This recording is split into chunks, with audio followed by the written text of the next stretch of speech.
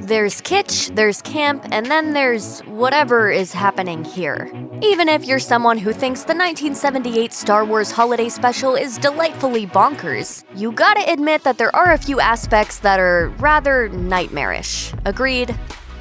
Before the opening credits, fans are treated to a brief scene in which Han Solo promises to get Chewbacca back home in time for Life Day. I know your family's waiting. I know it's an important day. After we're dazzled by the star-studded main title sequence, we get to meet Chewie's whole family, and that's when the dread sets in. Sure, Wookiees are theoretically lovable, but they're just really grating here.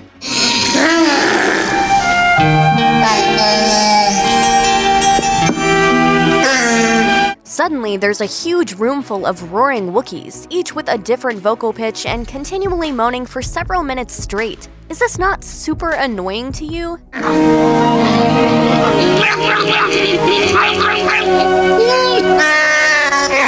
The craziest part? Their conversations aren't translated for the audience. There are no subtitles whatsoever. It's a welcome relief when Chewie's rambunctious son Lumpy settles down to watch some hologram acrobats do their thing. But even after this bizarre spectacle, you find yourself wondering, what on earth am I watching? What are they going on about? Why are the dancers wearing sparkle bikinis? It's very unsettling stuff on the best of days. It's also really aggravating.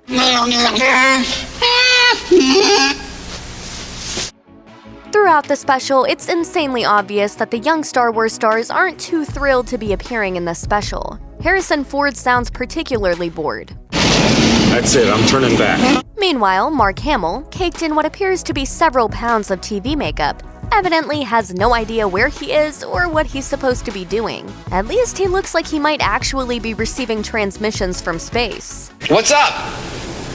It's Chewbacca.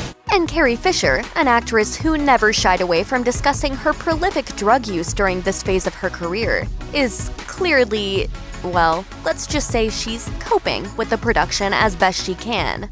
Mala, it's so good to see you. Happy Life Day.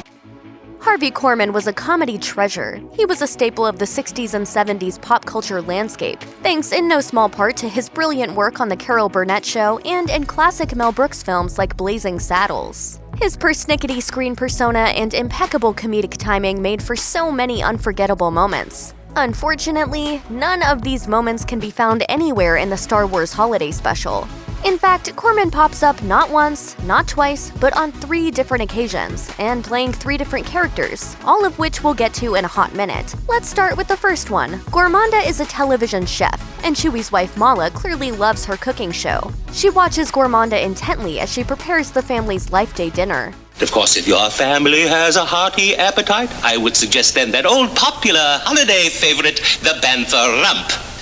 Gormaanda is evidently the science fiction equivalent of Julia Child. It's a premise that's not without comedic potential, but there's just something about the frenzied, manic energy that we find deeply unnerving. Stir, whip, whip, whip, stir.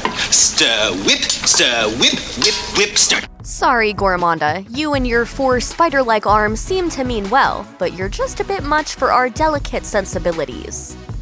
No disrespect to the late Diane Carroll, but exactly how did this cameo come about? Perhaps she thought a Star Wars special sounded like a plum gig, and she certainly did the best she could with what she was given. It's just that what she was given, well, there's really no way to put it delicately. As you can see, and you can never unsee, she depicts the holographic object of unbridled Wookiee lust. Is it getting hot in here? Chewie's father, nickname of Itchy, is enjoying what's called a mind evaporator. This handy gadget is perhaps responsible for the Star Wars Holiday Special's most uncomfortable moment. The Wookiee's family friend Sean, played by Honeymooner star Art Carney of all people, gives Itchy a very special Life Day gift. Kind of hard to explain. It's a, wow. You know what I mean? It takes a while for her to come into focus, but suddenly, there she is, the legendary Diane Carroll, playing some sort of intergalactic disco nymph, much to the delight of the dirty old Wookiee. Oh, yes. I can feel my creation. I'm getting your message. Yeah, we're getting all the messages. After her coyly seductive introduction, she launches into a performance of the song This Minute. It's a perfectly lovely tune, if perhaps very, very, very, very long. And Itchy makes the whole thing feel, well, itchy. The way he grunts and the way those rancid gums flap excitedly, it's all a bit much. We can have a good time, can't we? And in case you think any of this is accidental, we should mention that the shooting script specifically indicates that Sean presents his gift as if he is giving Itchy the most X-rated piece of literature in the galaxy. Much like Gormaanda, the second character played by Harvey Korman is also part of an instructional video. Drone Boyd is a not-so-plucky robot who appears on screen to teach a certain Lumpy, hi Lumpy, how to assemble a mini-transmitter. So is Drone Boyd's scene better or worse than Gormaanda's? Well, it's different.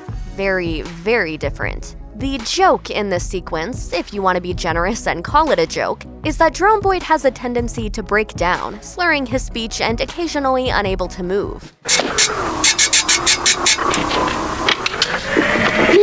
Sometimes he talks very slowly, or stops to adjust various robot parts. That's it. That's the whole thing, and it goes on for several minutes. The worst part? Drone Boyd's appearance occurs about 2/3 of the way through the special, and by that point, you're already starting to get concerned that this thing is never going to end. And then suddenly, you're asked to deal with this kind of material. Let us work slowly or methodically because this is a job we're doing well. In one of the special's many awkward scenes, we find ourselves at the Mos Eisley Cantina, the place where Luke Skywalker and Obi-Wan Kenobi met Han Solo and Chewbacca for the first time. And this is where we eventually meet Krelman, the third and final Harvey Korman character. Before you can say McClunky, he's already making your skin crawl. Krelman is chatting up the unflappable bartender Akmina, played by the inimitable Bea Arthur, in what is clearly an ongoing one-sided flirtation. It's played like an old-fashioned comedy routine, with two charming performers and the special's sharpest writing. Akmina's prickly dialogue is genuinely funny, especially with the laser blast precision of Bea Arthur's delivery. Unfortunately, none of that can save the scene from the icky feeling of watching a nice guy refuse to take a hint. Excuse me, I have a customer waiting. I'll be right back. Come back soon. I'll be waiting. Look at poor Akmina, bound by professional courtesy to put up with him, if perhaps none too politely. It's all just way too real. I just came in here for a drink, and I found a lot more.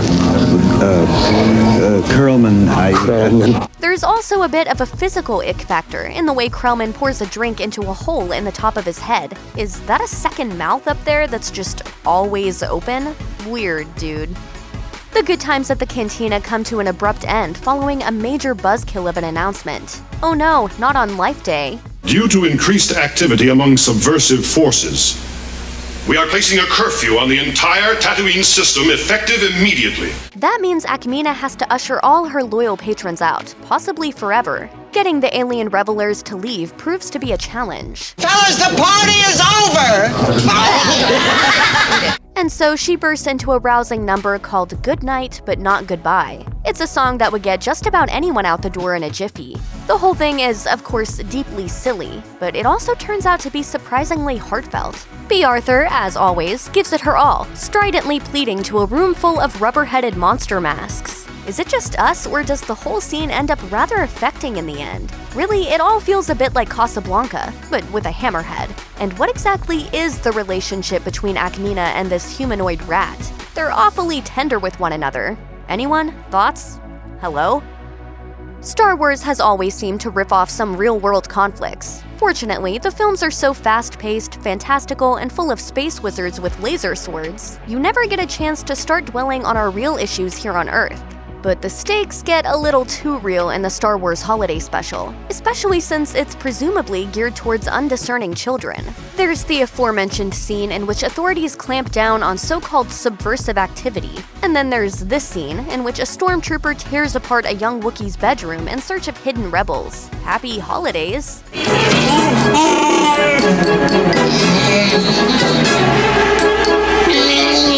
In fact, the Empire has never felt more like a Nazi regime than they do here. The special pays a lot of attention to the domestic lives of civilians. You see them preparing for a joyous holiday celebration, but the festivities occur beneath the looming shadow of encroaching fascism. It's bizarrely heavy-handed stuff for a holiday special, no?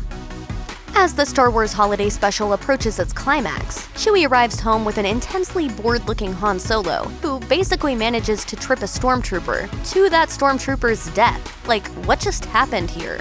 At last, reunited with his desperately annoying family, Chewbacca begins preparations for Life Day. Apparently, this highly anticipated event involves everyone grabbing whatever orbs happen to be lying around, and then marching slowly and determinedly in their red cloaks towards a large open space. Then they just sort of stand there. Finally, Princess Leia bursts into song, a Life Day carol titled A Day to Celebrate, and it just so happens to be set to the tune of the main Star Wars theme. Oh, the pageantry. This all begs the question, what on earth is Life Day? In the intro to her song, Leia mentions, This is the promise of the Tree of Life.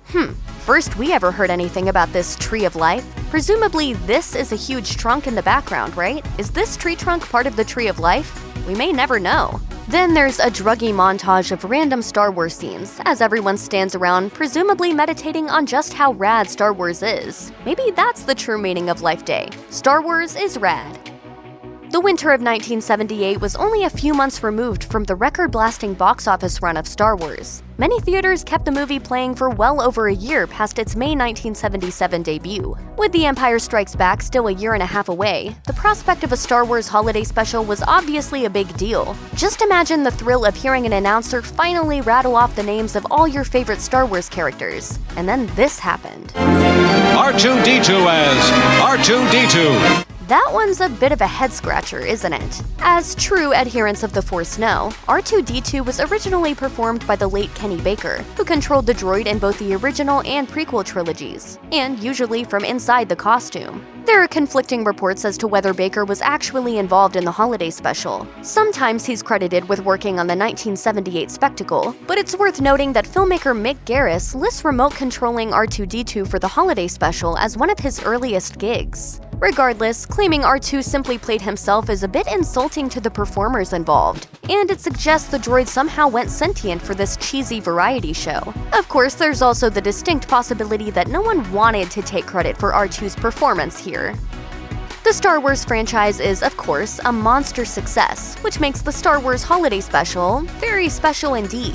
And though the films all have a timeless quality about them, the Holiday Special is very much a product of the 70s. In fact, it looks like your screen has been lightly smeared in Vaseline. But where else can you find R2-D2 existing alongside Jefferson's Starship playing themselves, and also playing one certifiable clunker of a song? The Star Wars Holiday Special is unique, surprising, woefully misguided, and an absolute joy to watch. And yes, it's disturbing. Unless snuggling up to drunken space rats is your idea of a good time. Then again, who are we to judge? Love is love. I find you adorable. I'll tell you a secret. I find you adorable.